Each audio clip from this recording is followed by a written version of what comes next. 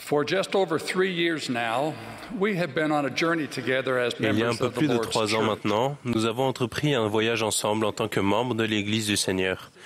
C'est en octobre 2018 que la première présidence et le Collège des 12 apôtres nous ont invités à apprendre à connaître Jésus-Christ en étudiant les Écritures d'une manière nouvelle et inspirante avec Viens et suis-moi comme guide. Dans tout voyage, il est important de faire une pause de temps en temps pour évaluer ses progrès et s'assurer que l'on avance toujours vers son but. Réfléchissez à cette déclaration profonde tirée de l'introduction de Viens et suis-moi. Le but de tout apprentissage et enseignement de l'Évangile est d'approfondir notre conversion à notre Père céleste et à Jésus-Christ. Le genre d'apprentissage de l'Évangile qui fortifie notre foi et conduit au miracle de la conversion ne se produit pas tout d'un coup. Il dépasse le cadre de la classe et prend place dans notre cœur et notre foyer. Il requiert des efforts quotidiens persistants pour comprendre l'Évangile et le mettre en pratique. L'apprentissage de l'Évangile qui mène à la véritable conversion nécessite l'influence du Saint-Esprit. C'est le miracle que nous recherchons, avoir une expérience avec les Écritures, et que cette expérience soit bénie par l'influence du Saint-Esprit. De telles expériences sont de précieux fondements pour notre conversion au Sauveur. Comme le président Nelson nous l'a récemment rappelé, les fondations spirituelles doivent être constamment renforcées. La conversion durable est un processus qui dure toute une vie. Notre but est la conversion. Pour être les plus efficaces possibles, vos expériences avec les Écritures doivent être les vôtres. Lire ou entendre parler des expériences et des points de vue d'une autre personne peuvent être utiles, mais cela n'apportera pas le même pouvoir de conversion. Rien ne peut remplacer le temps que vous passez dans les Écritures à écouter le Saint-Esprit vous parler directement. Chaque semaine, lorsque j'ouvre mon manuel Viens et suis-moi, j'écris cette question en haut de la page. Que m'enseigne le Saint-Esprit cette semaine, tandis que je lis ces chapitres?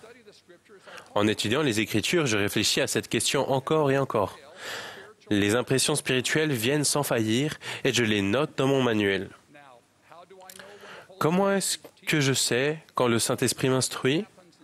Eh bien, cela se produit généralement de manière petite et simple. Parfois, un passage d'écriture attire tout de suite mon attention.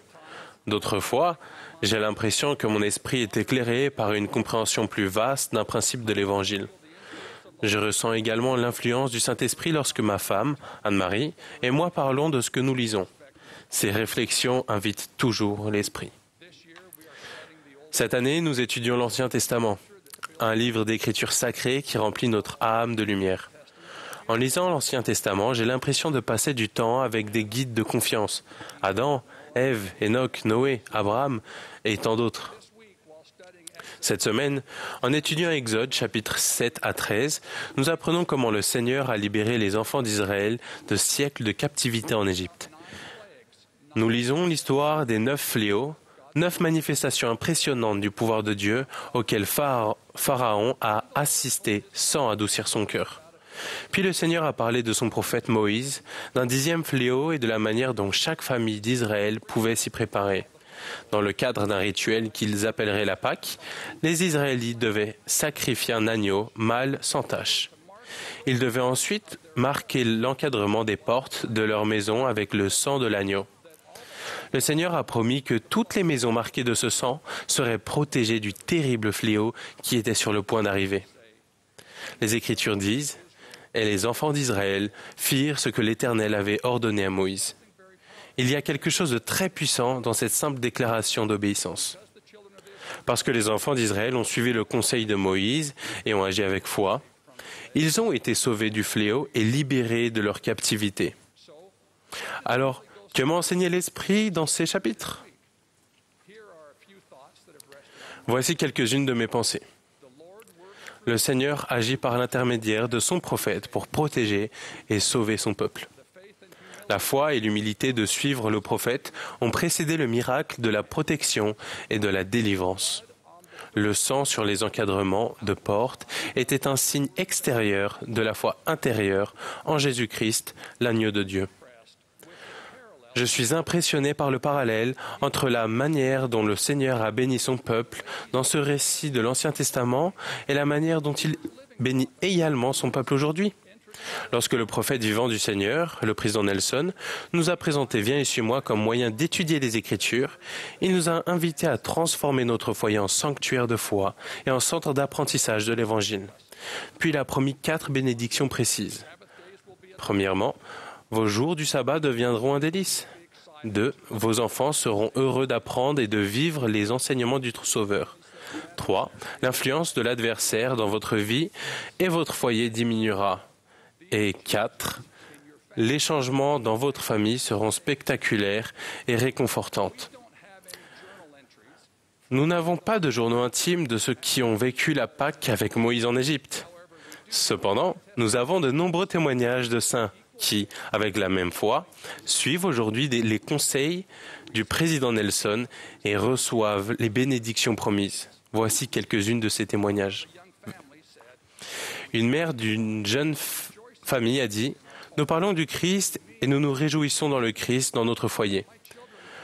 Pour moi, c'est la plus grande bénédiction que mes enfants grandissent avec ces conversations sur l'Évangile à la maison qui les rapproche du Sauveur. » Un frère plus âgé a qualifié son étude des Écritures par le biais de Viens et suis-moi de canal de lumière divine qui nous aide à voir la doctrine de l'Évangile nécessaire à notre bien-être spirituel.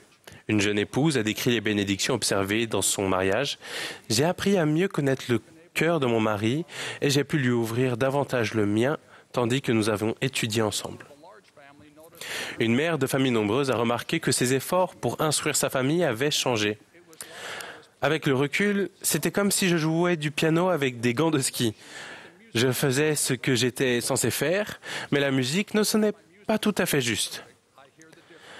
Maintenant, je ne porte plus ces gants et même si ma musique n'est pas encore parfaite, j'entends la différence. Viens et suis-moi m'a donné une vision, des capacités, de la concentration et un but. Un jeune mari a dit « Mes priorités à la maison sont devenues plus claires depuis que j'ai fait de Viens et suis-moi une partie de ma routine matinale. Le fait d'étudier m'amène à réfléchir davantage aux choses qui comptent le plus pour moi, comme le temple, ma relation avec ma femme et mon appel. Je suis reconnaissant que ma maison soit un sanctuaire où Dieu passe en premier. » Une sœur a raconté « Mes expériences quotidiennes avec Viens et suis-moi sont rarement dignes d'intérêt. Mais avec le temps, je peux voir comment cette étude constante et ciblée des Écritures me change. Cette façon d'étudier me rend humble, m'instruit et me change petit à petit. » Un missionnaire qui vient de terminer son service rapporte « Le programme Viens et suis-moi m'a permis de me rapprocher du niveau d'étude des Écritures que j'avais lors de ma mission. Cela m'a permis de passer d'une mentalité où l'étude des Écritures n'était pas une tâche à accomplir comme une autre, à des sessions vraiment enrichissantes pour apprendre à mieux connaître Dieu. » Un frère a dit « Je sens que le Saint-Esprit est davantage présent dans ma vie et je ressens les conseils de Dieu qu'il me donne par révélation lorsque je prends des décisions. J'ai des conversations plus profondes sur la beauté de la doctrine simple du Christ et de son expiation. » Un enfant de 7 ans a expliqué « Je vais bientôt me faire baptiser et Viens et suis-moi m'y prépare. Ma famille et moi parlons du baptême et je n'appréhende plus de me faire baptiser maintenant. Viens et suis-moi aide le Saint-Esprit à entrer dans mon cœur et je me sens bien quand je lis les Écritures. » Enfin, une mère de plusieurs enfants a dit « Tandis que nous avons étudié sa parole, Dieu a aidé notre famille à passer de l'inquiétude à la puissance, des épreuves et des défis à la délivrance, de la dispute et de la critique à l'amour et à la paix, et de l'influence de l'adversaire à l'influence de Dieu. » Ces disciples fidèles du Christ et bien d'autres ont symboliquement placé le sang de l'agneau de Dieu sur l'entrée de leur maison. Ils démontrent leur engagement intérieur à suivre le Sauveur. Leur foi précède le miracle. C'est le miracle d'une personne qui a eu une expérience avec les Écritures et dont l'expérience a été bénie par l'influence du Saint-Esprit. Lorsque nous étudions les Écritures, il n'y a pas de famine spirituelle dans le pays. Comme l'a dit Néphi, « Et quiconque prêtait l'oreille à la parole de Dieu et s'y tenait fermement ne périrait jamais. » Et les tentations et les traits enflammés de l'adversaire ne pourraient pas non plus avoir le dessus sur lui, au point de l'aveugler pour l'entraîner vers la destruction. Dans les temps anciens, lorsque les enfants d'Israël suivaient les directives du Seigneur données par l'intermédiaire du prophète Moïse, ils étaient bénis et recevaient sécurité et liberté. Aujourd'hui, lorsque nous suivons les directives du Seigneur données par l'intermédiaire de notre prophète vivant, le président Nelson, nous sommes également bénis et nous recevons la conversion de notre cœur et la protection de nos foyers. Je témoigne que Jésus-Christ vit, cette Église est son Église, rétablie par l'intermédiaire de Joseph Smith, le prophète. Russell Nelson est le prophète du Seigneur sur terre aujourd'hui. Je l'aime et le soutiens. Au nom de Jésus-Christ. Amen.